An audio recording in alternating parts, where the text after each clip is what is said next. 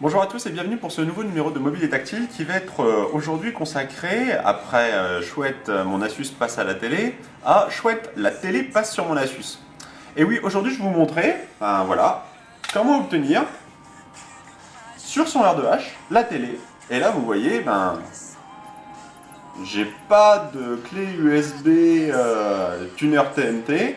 Ça se passe comment? Ça se passe via ma Freebox, c'est possible avec d'autres box, sur lequel je déporte le flux sur mon UMPC. Donc je vais vous montrer comment c'est possible, d'abord sur un UMPC, et puis bien sûr après, sur un Pocket PC. Voilà, je vous dis à tout de suite.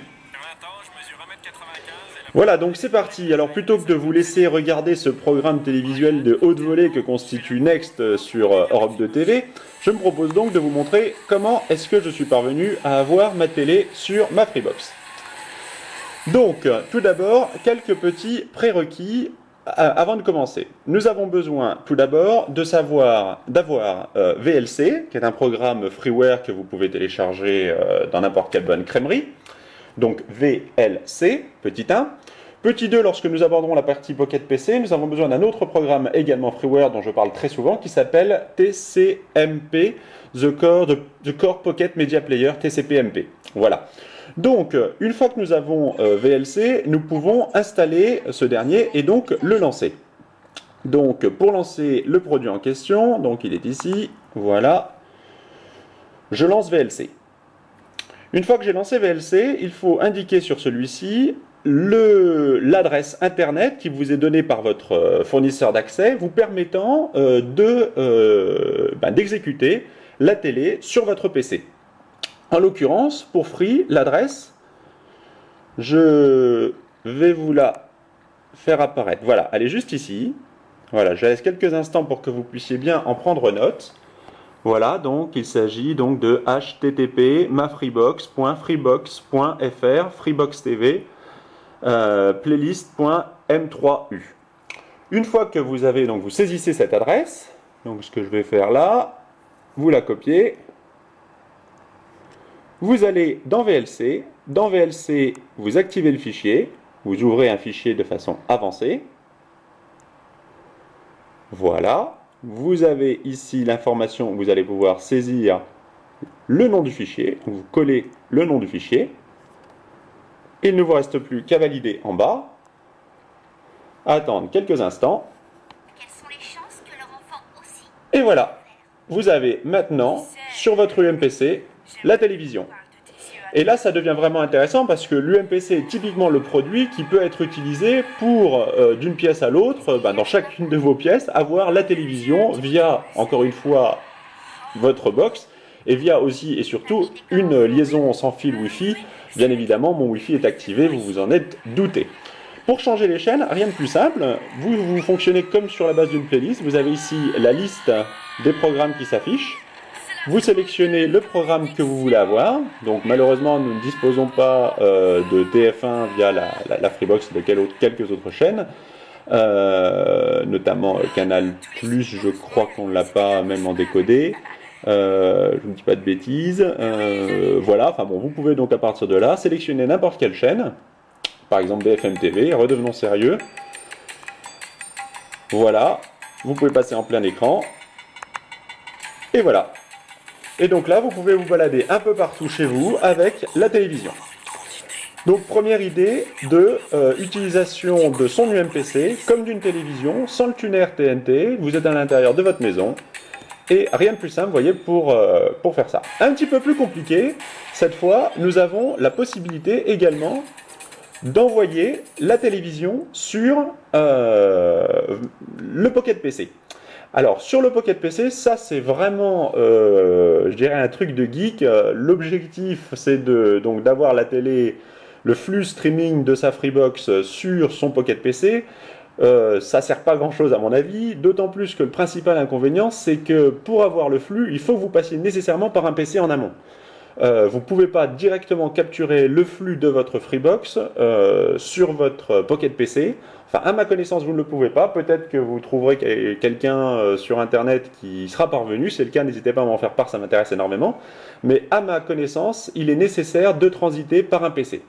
Et là, comment ça se passe? Alors, je vais faire la démonstration avec l'UMPC et puis le Pocket PC qui sera juste à côté, juste ici. Voilà, donc comment ça se passe? Première opération, c'est un petit peu la même chose, il va falloir ouvrir VLC et puis lancer une session. Le point, c'est que compte tenu de l'affichage de l'UMPC, il va falloir basculer sous un format 800 par 600 de manière à ce que ce soit plus lisible et surtout que toutes les rubriques proposées par VLC apparaissent bien à l'écran. Donc première opération, voilà. Deuxième opération, il faudra aller dans votre connexion sans fil et bien noter le numéro de l'adresse IP de votre PC, adresse IP qui est celle fournie par votre routeur bien sûr. L'adresse que vous voyez apparaître sur votre écran, c'est l'adresse de mon routeur, c'est l'adresse de mon UMPC sur le réseau interne dont je dispose, c'est pas l'adresse visible de l'extérieur bien évidemment.